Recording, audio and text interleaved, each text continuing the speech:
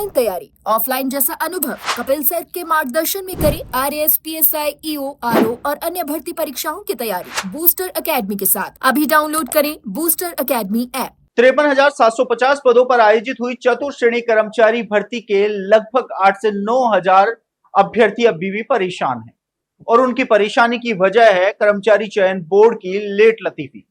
जी हां, हम लेट लतीफी शब्द इसलिए इस्तेमाल कर रहे हैं क्योंकि बोर्ड की ओर से इन पदों के परिणाम को लेकर किसी भी प्रकार की स्थिति स्पष्ट नहीं की जा रही है, जिसके चलते इन अभ्यर्थियों की मन में असमंजस की स्थिति लगातार बढ़ती जा रही है। आपको बता दें कि रोजगार मेले से पहले 29 जून को बोर्ड की ओर से लगभग 45,000 पदों पर परिणाम जारी किया गया, तो वहीं एआरडी की ओर से इन अभ्यर्थियों को विभाग आवंटन कर दिया है, इनकी काउंसलिंग प्रक्रिया शुरू कर दी गई है और जल्द ही इनके हाथ में नियुक्ति पत्र होंगे और ये सरकारी नौकरी लग जाएंगे। लेकिन ऐसे कुछ वर्ग हैं जो अभी भी असमंजस की स्थिति में हैं कि आखिर उनका भविष्य क्या होगा।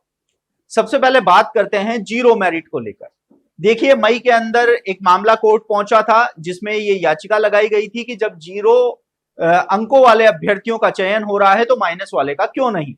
इस पर कोर्ट ने सख्ती दिखाई थी और जीरो मेरिट की तमाम कैटेगरियों पर रोक लगाते हुए सरकार और बोर्ड को निर्देश दिए थे कि सरकारी भर्तियों में न्यूनतम अंकों की अनिवार्यता रहनी चाहिए। हालांकि कर्मचारी चयन बोर्ड लंबे इंतजार के बाद खंडपीठ में गया और खंडपीठ ने पहली सुनवाई में ही एकल पीठ के जो आदेश था उसके क्रियान्वयन पर रोक लगा दी।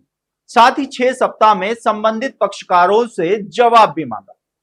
उसके बाद जीरो मेरिट वाले अभ्यर्थियों को एक उम्मीद जगी कि इनका जल्द से जल्द परिणाम आएगा।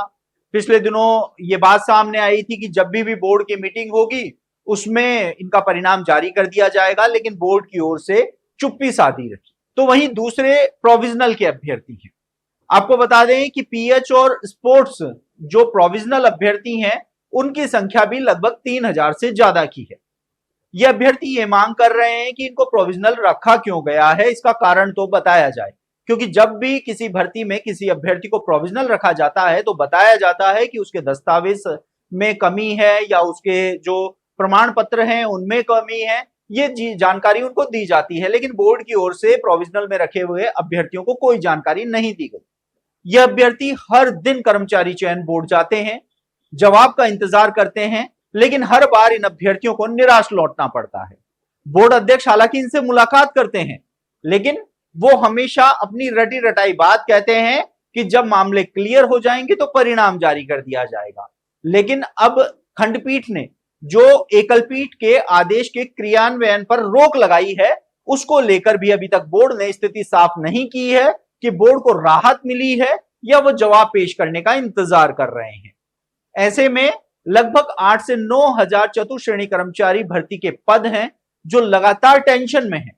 इनका यह कहना है कि यदि इनके परिणाम में देरी की गई तो आने वाले पंचायत और निकाय चुनाव की आचार संहिता में इनका परिणाम अटक जाएगा और ये एक लंबा प्रोसेस खिंच जाएगा, जिसके चलते इनकी नियुक्ति काफी देरी से होगी। हालांकि नियुक्ति तो होगी, लेकिन अभ्यर्थियों को डर सता रहा है कि कितनी देरी उनके साथ वाले अभ्यर्थियों के नियुक्ति पत्र मिलने वाले हैं और वो सरकारी सेवा में चयन हो जाएगा और वो अभी तक अंतिम परिणाम का इंतजार कर रहे हैं।